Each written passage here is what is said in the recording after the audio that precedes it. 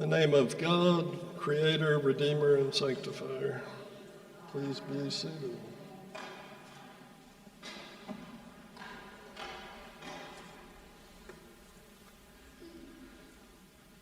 So as I began preparing these remarks, I decided I was going to dive into the theology of baptism. I was planning to talk about the various meanings of baptism through history, culminating in a discussion of the baptismal covenant from our 1979 Book of Common Prayer, which we will be reciting in a moment as we reaffirm our baptismal vows. That baptismal covenant is, I think, the Episcopal Church's gift to contemporary Christianity, and it's certainly worthy of close examination. And then Wednesday happened. Sometimes when you're preparing a sermon, there's an event in the world that demands to be talked about, that requires you to change course. And what happened in Minneapolis this past Wednesday was one of those events. But I struggled with how to approach it. All of us as Christians in the 21st century were always navigating the relationship between faith and politics. And I mean politics in the broadest sense of the word. I mean, here in the United States, when we talk about politics, it's often assumed we're talking about Democrats and Republicans. That's not what I'm talking about. I'm talking about politics as encompassing how power and resources are distributed, the rights we have, the duties that we owe to other people, the purposes of government and the best forms of government. That's politics as a description of the social world, both as it currently is, the one we live in, and as it should be. And a few months ago, before I came to the cathedral, I had an experience that brought home in a very direct way the responsibilities that come with being in this position, with being a preacher, with standing at a lectern or in a pulpit. So I'm new to ordained ministry. As of last week, it's only been 7 months. But while preparing for my ordination, I had opportunities to preach at various places. I always tried to be mindful that I was a guest in those pulpits and to conduct myself accordingly. But there was an occasion soon after the new administration came in last January, and can you believe it hasn't even been a year yet, where I just couldn't help myself. As y'all remember, almost immediately upon taking office, the current leaders of our government shut down the United States Agency for International Development. This was done abruptly and without giving anyone time to adjust or to seek alternative funding. And in my sermon, I thought I was being careful. I tried to make the point that while reasonable people can disagree whether the federal government should even engage in foreign aid, that the manner in which this was done, the manner in which these cuts were made, was very cruel and unjust. So yes, I thought I was being careful, and I'm a pretty low-key guy. I don't pound my fist on the table or get loud, but I caused offense, caused deep offense. I caused offense to the point where a member of that congregation threatened to pull their pledge. And I also learned that this person was carrying significant struggles and burdens in their life, and that they went to church to escape the constant bombardment of news and opinion that we're all subjected to every day. And that they went to church to seek after things eternal, not temporal, and that the church was a vital source of solace and support and community.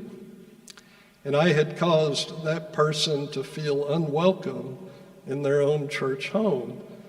And I still feel terrible about it. You can tell I get a little emotional talking about it. And since then, I've been hesitant to comment directly and unambiguously on current events. And then Wednesday happened.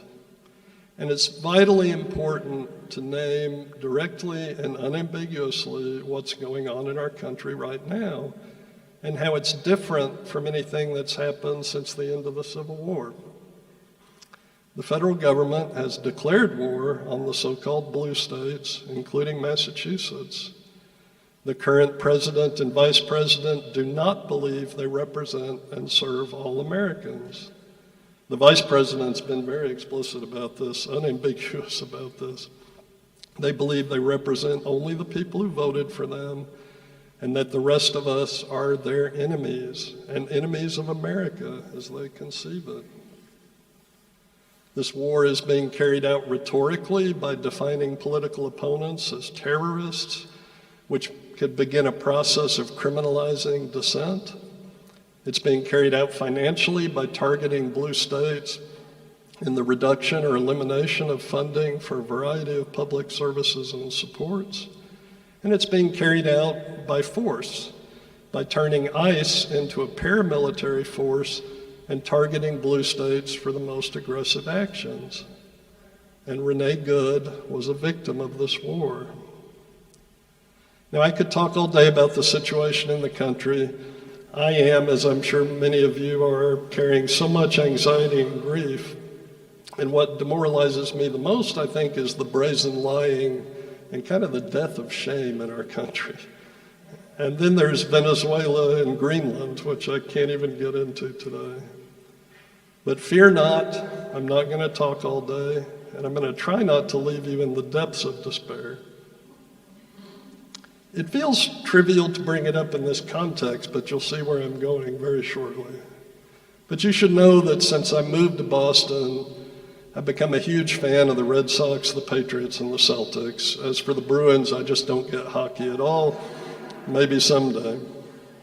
I've become such a huge fan that I want a championship every year, and I'm particularly devastated when one of our teams makes the playoffs but fails to get the big prize. I remember the Red Sox being eliminated in Game 7 of the 2003 ALCS like it was yesterday, and I was depressed for days. At a certain point, I realized that my fandom and my extravagant emotional reactions to losses needed to be addressed spiritually, and I made it a practice to pray for the fans of Boston's rival teams in New York, the Yankees, in Los Angeles, the Lakers, and elsewhere.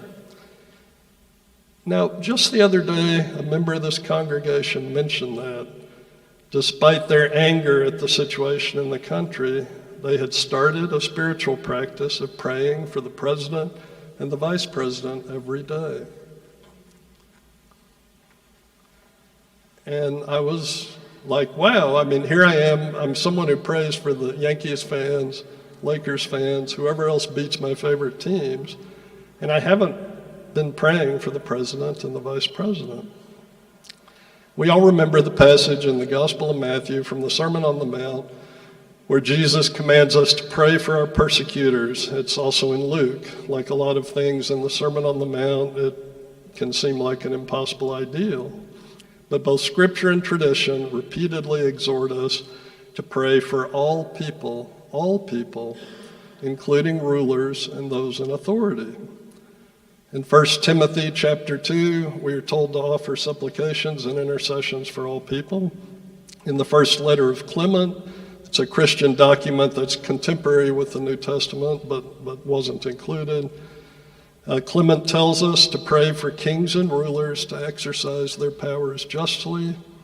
The Didache, that's a funny word, but it's another Christian document from the earliest days of the church. The Didache teaches that we should pray not only pray for our persecutors, but fast for them, which is a striking exhortation. And Justin Martyr, who's a Christian theologian from the 2nd century, likewise urges prayer for all people everywhere. Now recall the environment in which these early Christians were writing. Christianity had not yet been legalized. Christians lived with the threat of persecution and judicial murder. Their rulers often regarded them as enemies. And with Justin Martyr, it's right there in his title. He was executed in Rome together with several of his students.